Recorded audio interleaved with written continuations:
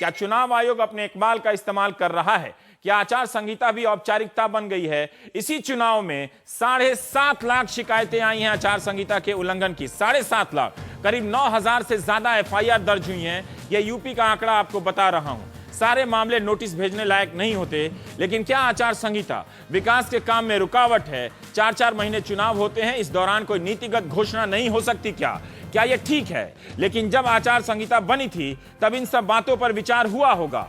तब से लेकर अब तक क्या बदल गया? क्या सख्ती से लागू होने के कारण अब इसे रुकावट के बहाने से चलता किया जा रहा है? नीति से ज्यादा शक नियत पर है। सीएजी से टकराने के बाद क्या सरकार एक और संवैधानिक संस्था चुनाव आयोग से टकरा रही है? क्या चुनाव आयोग को दंतहीन बनाने की कोशिश हो रही है?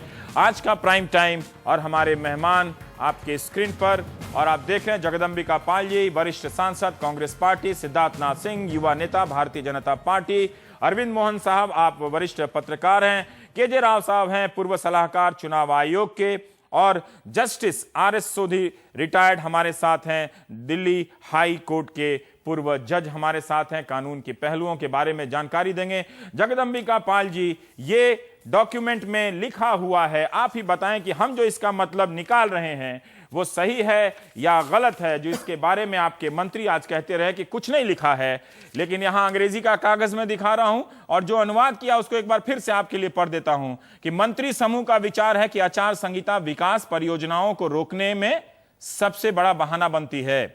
इसीलिए कानून मंत्री के आग्रह पर कानून मंत्री सलमान खुर्शीद ने, जिन्होंने खंडन किया, इस मुद्दे पर विचार करने को तैयार हैं। यह भी सुझाव दिया गया है कि कानून का विभाग, लेजिस्लेटिव डिपार्टमेंट यूज अंग्रेजी में, उन पहलुओं को भी देखे जहां चुनाव आयोग के एग्जीक्यूटिव इंस्ट्रक्शंस को वैधानिक शक्ल दिए जाने की जरूरत है। जगदंबिका पाल जी, अगर इसका मतलब यह निकाला जाए मुख्य चुनाव आयुक्त के शब्दों में कि आप आयोग के अधिकारों को कतरने की कोशिश कर रहे हैं, उससे टकराने की कोशिश कर रहे हैं, तो इसमें क्या गलत है? देखिए, एक तो कानून मंत्री ने स्पष्ट किया है कि न तो भारत सरकार की कोई मंशा चुनाव आयोग के अधिकारों को कम करने की है और न तो चुनाव आयोग के अधिकारों के कम करने का कोई एजेंडा है। दूसरी बात, जहां तक एक चुनाव सुधार की है, वो चुनाव सुधार तो एक बहस का विषय है। ये स्वाभाविक है, इस बात को आप भी रवीश मानते होंगे कि अगर जब चुनाव की प्रक्रिया 7-7 फेजेज में होती है, उसके पहले इलेक्शन का जिस दिन से मॉडल कोड ऑफ कंडक्ट लागू हो जाता है, model code of conduct date से आ जाती है, उसके बाद नोटिफिकेशन होता है। तो आज जिस तरीके से 3 महीने 4 महीने, ये बात सही है कि कोई फिर नए काम नहीं शुरू हो सकते, कोई नीतिगत निर्णय नहीं हो सकता, कोई विकास की योजनाएं नहीं प्रारंभ हो सकती, कोई बजट एक पैसा रिलीज नहीं हो सकता।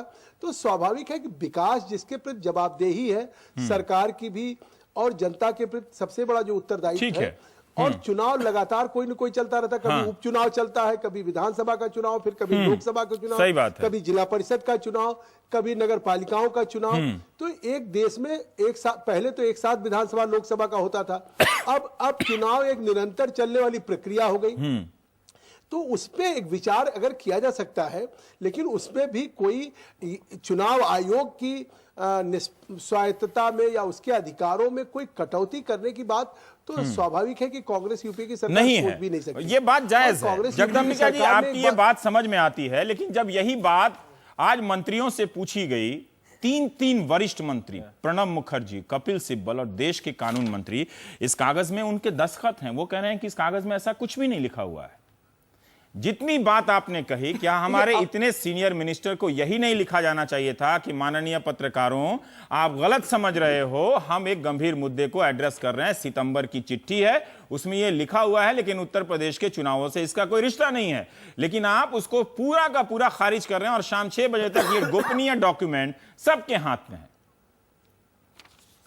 देखिए, ऐसा है कि मैं समझता हूं मंत्रिपरिषद के वरिष्ठ मंत्रियों ने सोचा होगा निश्चित तौर से कि जिस समय एक चुनाव चल रहा हो, चाहे हम गंभीर मुद्दे पे भी विचार करने की कोई अगर बात है, तो अगर ये बात कोई ये हो कि कहीं ये एक इंप्रेशन भी चला जाए या कोई परसेप्शन भी चला जाए लोगों में कि चुनाव आयोग के अधिकारों की बात कहीं तो नहीं है, उसकी कटौती की बात, तो शायद ये हम सोच भी नहीं सकते, ना इसकी हम कल्पना कर सकते, ना हमारे जीओएम की ये कल्पना थी। आपने स्वयं स्वीकार किया कि ये सितंबर की चिट्ठी थी। हाँ। और उस पे जिस पे इस उत्तर प्रदेश के चुनाव का उससे कोई संबंध नहीं है, और वो एक निरंतर प्रक्रिया है बहस की, और चुनाव सुधार की मांग तो विपक्ष भी करती है, सिद्धार्थ की भी पार्टी करती है, या आम जनता भी करती है। रामदेव जी ने भी किया, ना हजारे जी ने भी किया, और तमाम बात Siddharth Singh ji right to react हो जी।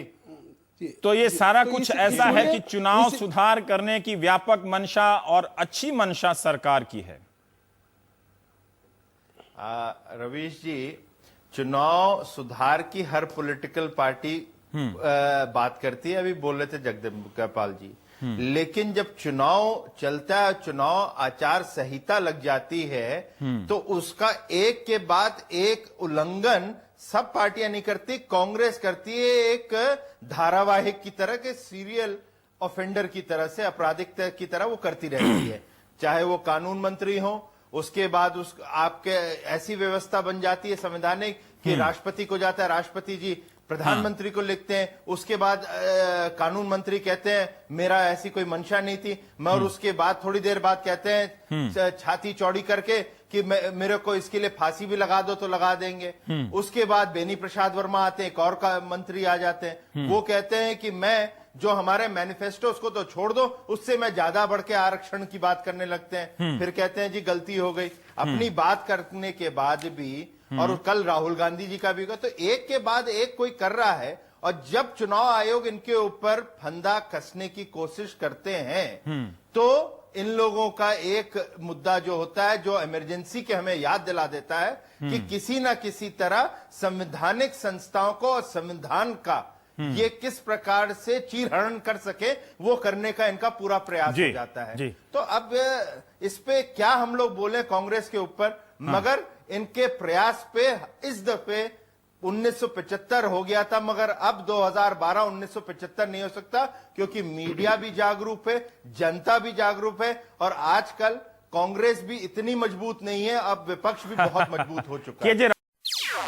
NDTV's Cricket app, Android and iPhone, fastest scorecard, special analysis, and much more. Download free. ndtv.com/apps.